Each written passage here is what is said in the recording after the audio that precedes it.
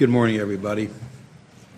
Today, the committee receives testimony from two panels of witnesses on security issues relating to Iraq, including the withdrawal of U.S. troops and the long-term U.S.-Iraq relationship.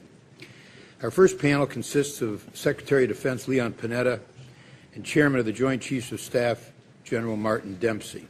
First, a very warm welcome to you, Mr. Secretary, and to you, General Dempsey.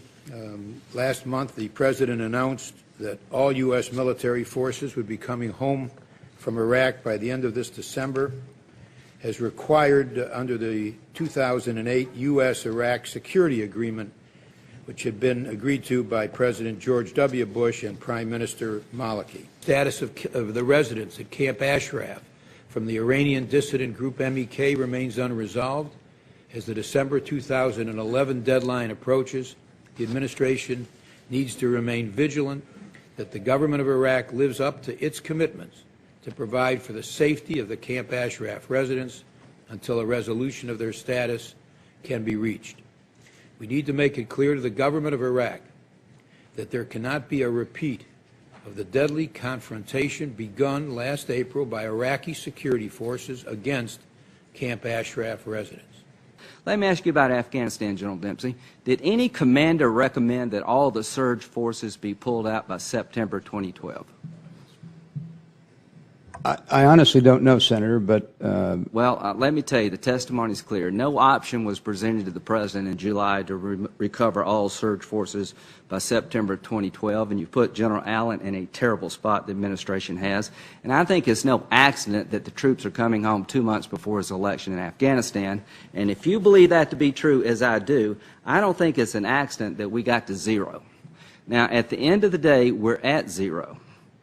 Do you think the people in Camp Ashraf, do you think they're going to get killed? What's going to happen to them? As you know, Senator, the State Department is leading an effort to ensure that work with the Iraqi government. Can you tell the people back here that the likelihood of their friends and family being killed has gone up greatly if there are no American forces up there policing that problem? I won't say anything to those people because I'm not involved in the outcome.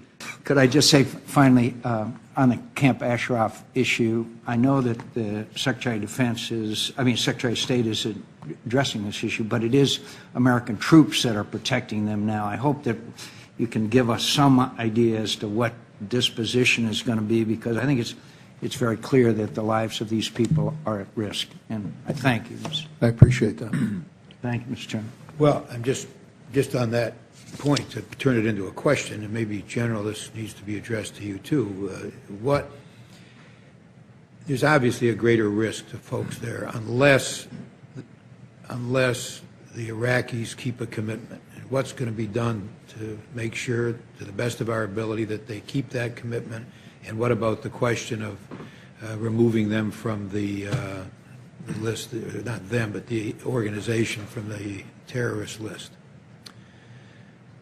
Well, Senator, we're all concerned about that. And we share your concern. Lloyd Austin shares the concern, and I know Ambassador Jeffries shares the concern. And there is no, we're not sparing any diplomatic effort to encourage the Iraqis to do what we think is right in this regard to ensure the protections of those folks in Camp Ashraf. But right now, actually, the Iraqi security forces guard Camp Ashraf with our advisory and assistance group with them.